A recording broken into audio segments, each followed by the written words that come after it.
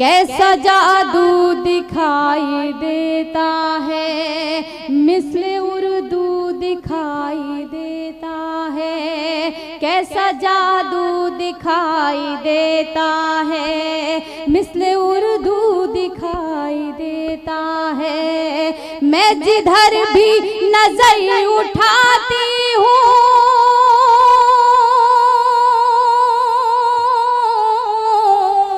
मैं जिधर भी नजर उठाती हूँ, मुझको बस तू दिखाई देता है।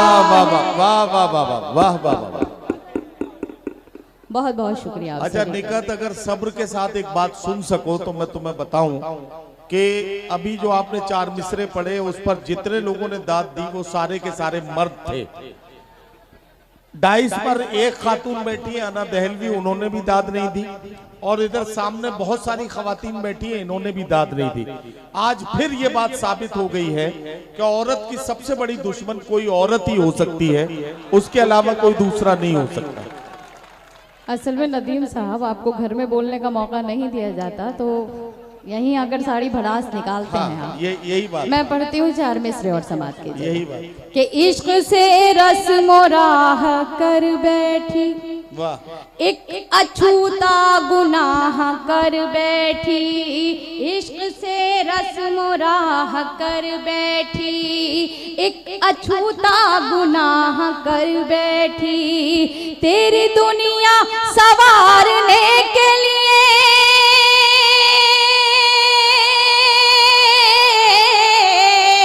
तेरी दुनिया सवारने के लिए अपनी दुनिया तबाह कर बैठी। वाह वाह वाह वाह वाह वाह वाह वाह। अपनी दुनिया तबाह कर बैठी। भाई देखिए, भाई देखिए, निकात अमरोही के मेरी तरफ इशारा करने से आपको गलत मतलब इसका मत निकालिएगा। ये खामखा ये मुशायरे के सोचे हैं जो शायर और शायरात इस्तेमाल करते हैं। नहीं, मैं उन्हें बताना चाह रही हूँ कि वो जिनके साथ में रहते हैं वो भी एक औरत ही हैं जिनके ऊपर ये छीटा कशी कर रहे थे। मैं दोबारा पढ़ती हूँ, आप सभी की दुआएं चाहती हूँ समाज की जगह। कि इश्क से रस्म राह कर बैठी, एक अछूता गुनाह कर बैठी। तेरी दुनिया सवारने के लिए, तेरी दुनिया सवारने के लिए अपनी दुनिया तबाह कर बैठी, अपनी दुनिया तबाह कर बैठी। क्या कहना, क्या बहुत कहना, बहुत शुक्रिया। अगर इजाजत हो 4 मिसरे और पढ़ूं, उसके बाद एक मुकम्मल गज़ल। कि मुझको तन्हाई अब सताती है, क्या कहना, बर्क दिल पर मेरे गिराती है। मुझको तन्हाई अब सताती है, बर्क दिल पर मेरे गिराती है। जिंदगी बन के लौट आओ तुम,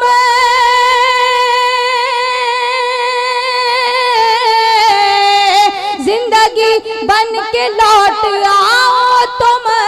मौत आंखें मुझे दिखाती है, मौत आंखें मुझे। वाह वाह वाह वाह।